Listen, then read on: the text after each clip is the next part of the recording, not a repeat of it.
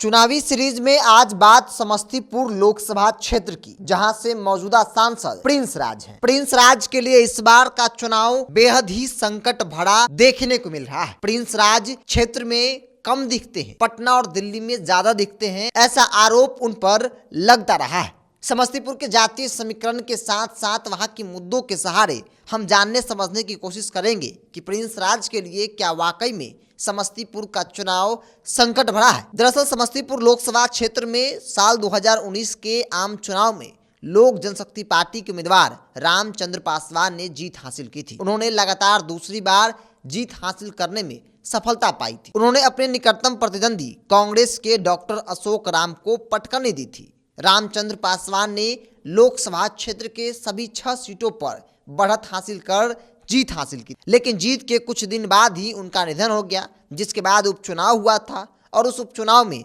स्वर्गीय रामचंद्र पासवान के पुत्र प्रिंस राज को मैदान में उतारा गया था। इनके सामने कांग्रेस ने डॉक्टर अशोक राम पर ही दांव आजमाया, लेकिन इस बार भी उन्हें हार का सामना करना पड़ा। उपचुनाव में प्रिंस राज ने सभी विधानसभा क्षेत्रों में कांग्रेस प्रत्याशी पर बढ़त हासिल की थी और वो भी पिता की तरह हैट्रिक जीत का छक्का लगाने में सफल हो गए थे। लेकिन तब एक सबसे बड़ा जीत का कारण था कि सिंपैथी वोट।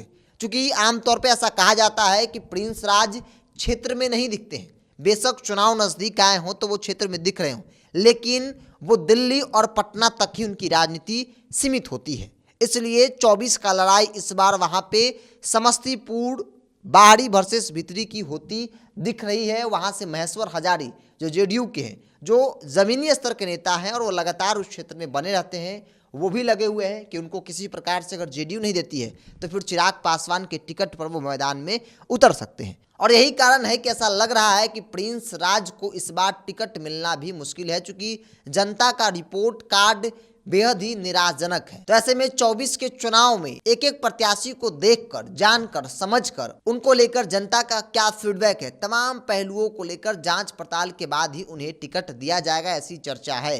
अगर ऐसा हुआ तो फिर प्रिंस राज के लिए एक बड़ी मुसीबत बन सकती है। अब सवाल है कि वहां का जातीय समीकरण क्या है। दरअसल समस्तीपुर लोकसभा क्षेत्र में जातीय समीकरण के हिसाब से कुशवाहा और यादव जाति की भी विधानसभा क्षेत्रों में बहुलता है, लेकिन अगड़ी जाति और अनुसूचित जाति की भी संख्या कम नहीं है। इसके अलावा अति पिछड़े भी चुनाव में गंभीर रूप से प्रभावित करते हैं।